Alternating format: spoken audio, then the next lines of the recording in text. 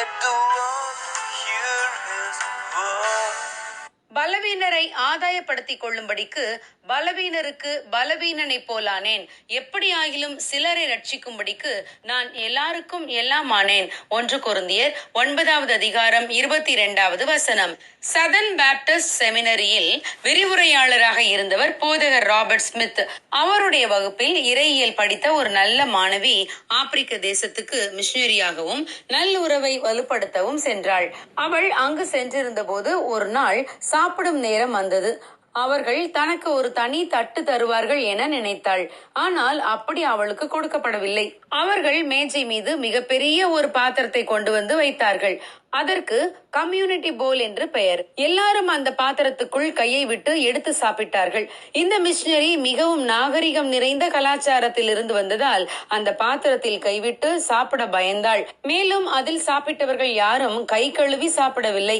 அந்த மிஷனரிக்கு பாத்திரத்தில் என்ன சாப்பாடு இருக்கிறது என்று கூட தெரியவில்லை. ஆனால் அவளுக்கு ஒன்று புரிந்தது. இந்த ஆப்பிரிக்க மக்களுக்கு தான் பிரசங்கம் செய்து அவர்களுக்கு இயேசுவின் அன்பை அறிவிக்க வேண்டும் என்றால் தான் கண்டிப்பாக அந்த பாத்திரத்தில் கைவிட்டு சாப்பிட்டே ஆக வேண்டும் என்று புரிந்து கொண்டாள். ஆம் பிரியமானவர்களே, இயேசு கிறிஸ்துவும் பரலோக மேன்மையை துறந்து இப்பூமிக்கு வந்து மனிதர்களோடு பழகி அவர்களோடு சாப்பிட்டு அவர்களோடு தங்கினார். நம் பாவங்களை பாராமல் அவர் நம்மை பற்றி கொண்டார்.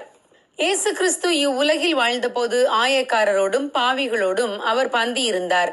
ஆகவே தேவன் அவருக்கு அநேகரை கொள்ளை பொருளாக கொடுத்தார். பேதுரு யூதர்களோடு மட்டும் சாப்பிட்டு அவர்களுக்கு மட்டும் சுவிசேஷம் சொல்லும் வழக்கம் உடையவராய் இருந்தார். ஆனால் தேவன் பேதுருவுக்கு ஒரு தரிசனம் கொடுத்து தேவன் சுத்தமாக்கினதை நீ அசுத்தம் என்று எண்ணாதே என்று எச்சரித்தார். உடனே பேதுரு எழுந்து அவர் கண்ட தரிசனத்தின்படி ரோம படையின் 100க்கு அதிபதி கொர்நேலியுவின் வீட்டுக்கு சென்றார். பேதுரு அங்கு பிரசங்கித்த போது அந்த வீட்டார் அனைவரும் ரட்சிக்கப்பட்டார்கள். தேவன் அவர்களுக்கு தமது பரிசுத்த ஆவியை பொழிந்தருளினார். ஆம் பிரியமானவர்களே, இந்த கடைசி நாட்களிலே நாம் மனிதர்களை நேசித்து பின்பு அவர்களுக்கு சுவிசேஷம் அறிவிக்க பழக வேண்டும். அவ்வாறு செய்தால் நாம் அவர்களை ரட்சிப்புக்கு நேராக நடத்த முடியும்.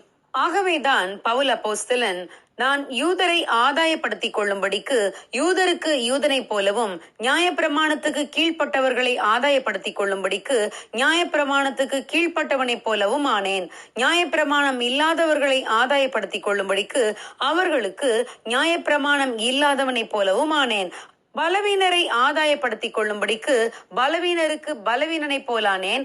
எப்படியாகிலும் சிலரை ரட்சிக்கும்படி நான் எல்லாருக்கும் எல்லாமும் ஆனேன் என்று கூறுகிறார்.